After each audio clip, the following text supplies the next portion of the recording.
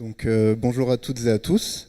Aujourd'hui, je vais vous présenter le travail qu'on a mené à la Tour du Valat avec Hugo Fontès et Antoine Gazet, moi-même, dans le cadre de mon stage de Master 2, sur revisiter les relevés phytosociologiques des marais tourbeux de Raphaël, donc sur la base de relevés de la moitié du XXe siècle.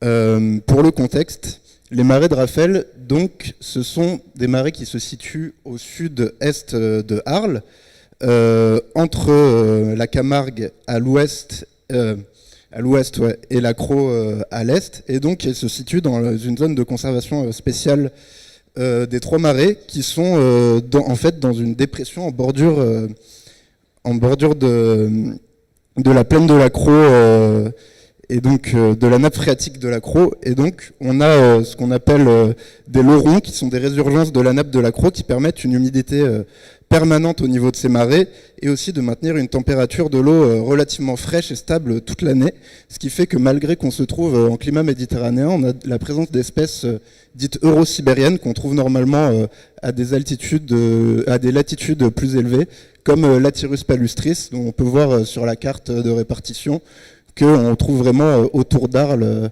en Méditerranée française. À partir de... Donc nous, les marais de Raphaël, voilà, c'est les marais qui sont au milieu.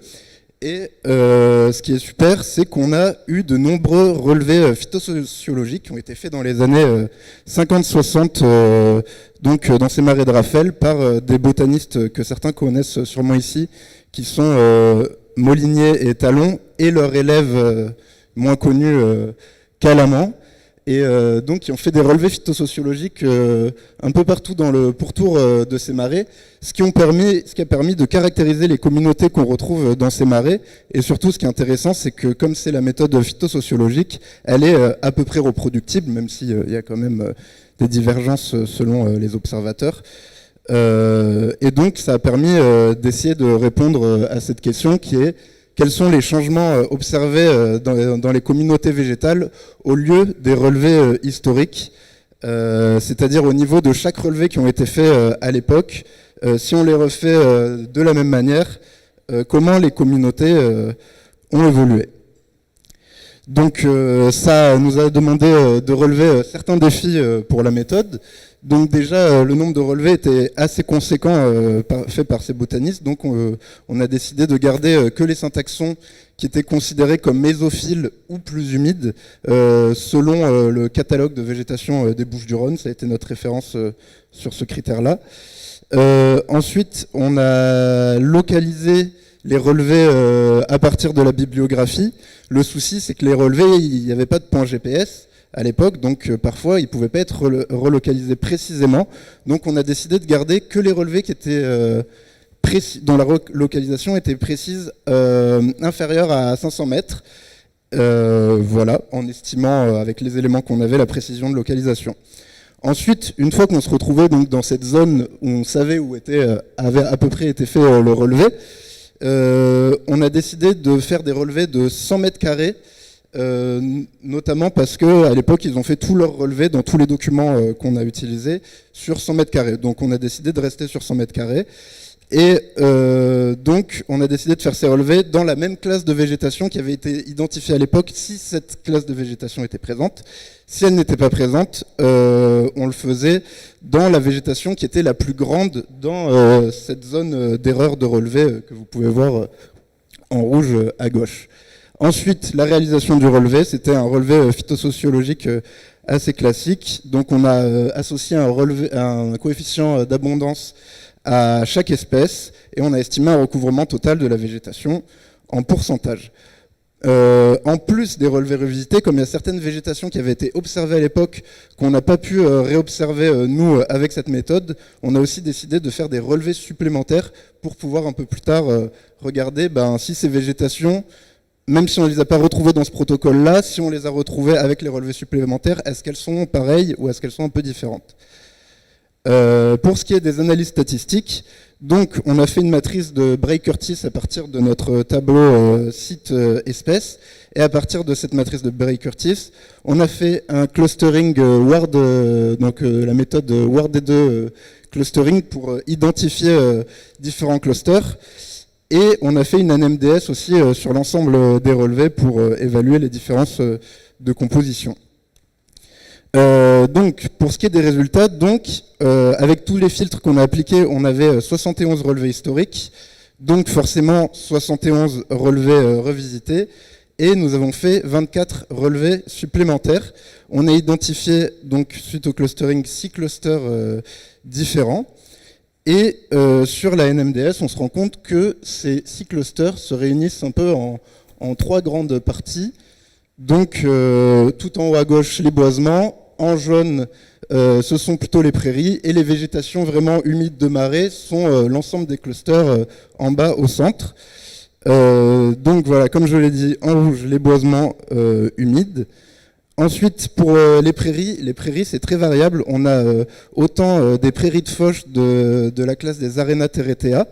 Et pour les relevés actuels, c'était moins le cas sur les relevés anciens, on a aussi des prairies plus humides de la classe des Agrostietea. Dans les végétations de marais, on a des végétations à cirpejon, donc qui sont des sortes de mégaphorbiers.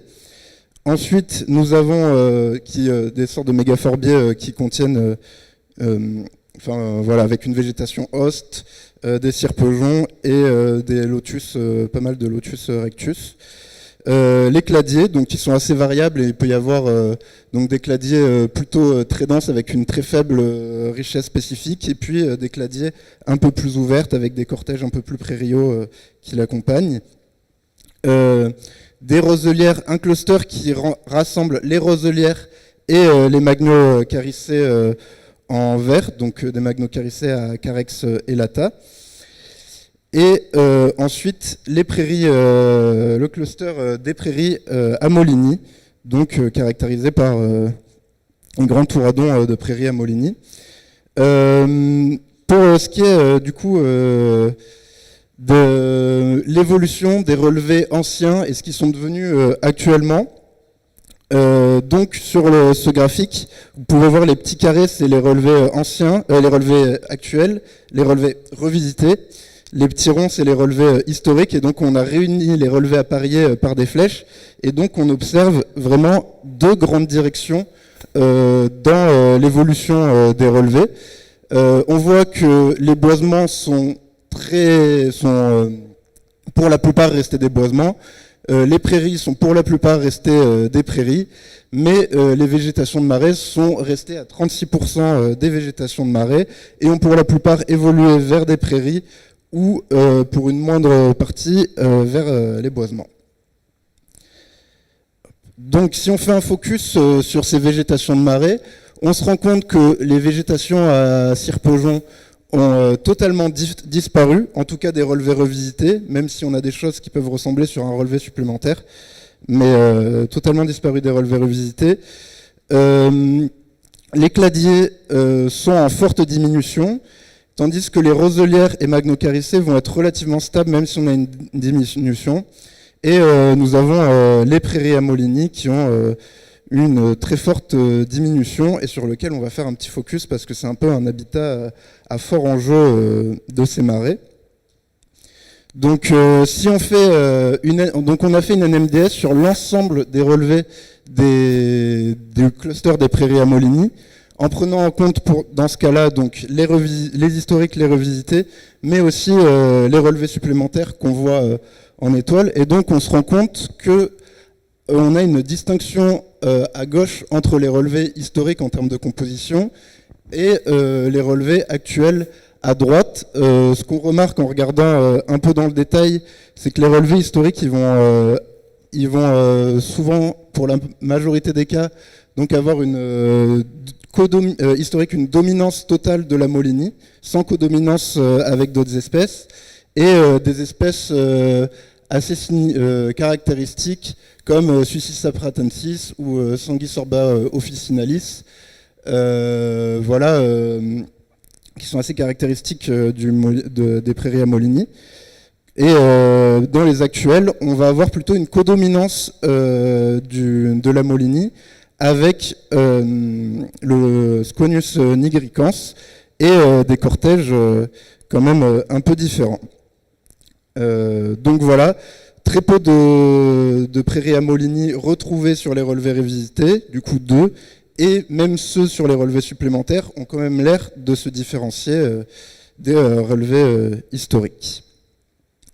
Donc pour un peu parler des causes des changements à l'échelle des marais, déjà sur ce schéma, ce qu'on peut voir, c'est que entre les végétations, enfin ce que je montre dans le carré tout à droite sur les végétations de marais, c'est qu'il y a un gradient d'humidité qui existe entre toutes ces végétations. Et ce qui a fait que les végétations de marais sont devenues des prairies, les hypothèses qu'on émet pour le fait que ça soit devenu des prairies, c'est que donc au sein du marais, il y a eu une progression de l'agriculture et des pratiques agricoles, et donc il y a eu une augmentation du drainage et de la gestion, ce qui fait qu'on se retrouve donc avec beaucoup plus de prairies mésophiles de fauche, des Arenatherea, mais aussi des prairies humides, mais qui ne sont plus des prairies à Molini, qui vont être des prairies de l'Agrostietea. Et dans certains cas, le remblaiement et l'abandon de la gestion de certaines parcelles ont amené à la colonisation des boisements. Donc cette diminution des habitats donc, de marais, en fait, c'est aussi un problème au niveau des espèces qu'on pouvait y trouver historiquement, c'est-à-dire que dans ces habitats-là, nous, et historiquement, on a pu retrouver Epipactis palustris, Gentiana pneumonante, Telipteris palustris, qui sont des espèces à enjeu dans la région. Et même historiquement, nous, on ne les a pas retrouvés. Il pouvait y avoir Jacobea paludosa ou Pedicularis palustris. Voilà, donc ça illustre un peu de l'intérêt de la protection de ces milieux. Et je te passe la parole, Antoine. Merci Simon. Moi je voulais juste compléter que ce travail qu'a fait Simon cette année, il prenait part à un projet qui se faisait à l'échelle de la Camargue pour identifier où étaient les principaux sites tourbeux. Donc Simon a illustré le devenir finalement d'un site tourbeux qu'est le marais de Raphaël, qui concentre un certain nombre d'enjeux, qui en fait sont des enjeux très forts en Méditerranée, mais pas du tout ailleurs. C'est ça qui est un peu particulier. On n'est pas du tout sur des espèces endémiques méditerranéennes, là on est complètement sur autre chose. Mais des très forts enjeux à l'échelle méditerranéenne. Et donc, on a fait ce travail à l'échelle du delta du Rhône. On a identifié à peu près 2000 hectares de substrats tourbeux, donc de secteurs qu'on peut qualifier de tourbières, au sens pédologique du terme. Et qu'au niveau de ces 2000 hectares de tourbières, on a énormément de sites qui sont dégradés, à l'instar du marais de Raphaël, comme l'a illustré Simon, mais on a des sites qui sont même bien plus dégradés que ça, des sites qui sont cultivés aujourd'hui, et sur lequel on a un certain nombre d'opportunités de restauration, sachant que les tourbières sont une des cibles principales du règlement européen pour la restauration de la nature, comme il a été présenté ce matin. Et donc il y a aussi à la fois des enjeux de conservation actuels, puisqu'on a encore des espèces comme les ont retrouvées Simon et Hugo avec leur terrain, mais il y a aussi tout un ensemble de sites potentiels de restauration pour ces espaces et pour ces milieux. Et je vous remercie.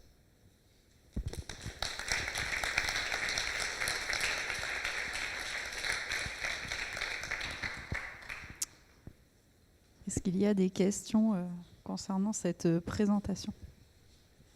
Bonjour, donc Olivier Argagnon du CBNMed. J'ai une question. C'était très intéressant le petit schéma, l'analyse MDS, là où on voit la prairie à Cire-Paugeon, les relevés anciens, les relevés nouveaux. Est-ce que vous avez prévu de regarder, par exemple avec les indices de valeur écologique, quel changement il y a pour en fait comprendre ce qui s'est passé ? Parce que là, à première vue, on a l'impression qu'il y a eu peut-être eu un changement dans la trophie, soit du sol, soit de l'eau. Il serait intéressant de creuser ça. Ouais, du coup, c'est des choses qu'on a déjà un peu commencé à regarder et qu'on va regarder au-delà. Après, ce qui est délicat, c'est qu'en tourbière, quand on change l'eau, on change la trophie. Donc du coup, d'arriver à distinguer les deux, c'est quasi infaisable, quoi. Et là, sur un site comme celui-là, c'est clairement le cas. On voit, nous, on l'a vu par le prisme pédologique de manière très nette qu'on a complètement changé la physico-chimie de la tourbe en surface. Et donc nécessairement, ça s'est passé par un changement hydrologique. Mais voilà, les deux étant complètement liés, puisqu'on passe par de la minéralisation quand on assèche la tourbière, ça serait impossible de distinguer vraiment les deux. Après, ce qu'on peut fortement évoquer, c'est que l'atrophie sur ce site-là, donc ça serait principalement ou une intensification des prairies ou finalement une augmentation de l'atrophie de la nappe. Pour la nappe, c'est pas le cas, parce que pour le coup, elle est suivie, elle est connue, et qu'on est sur des systèmes qui sont finalement assez peu intensifs en termes d'utilisation d'engrais azotés, quoi. Donc, et d'engrais tout court d'ailleurs. Donc pour le coup, si augmentation de l'atrophie il y a, elle est plutôt par de l'augmentation secondaire liée au drainage, quoi, globalement.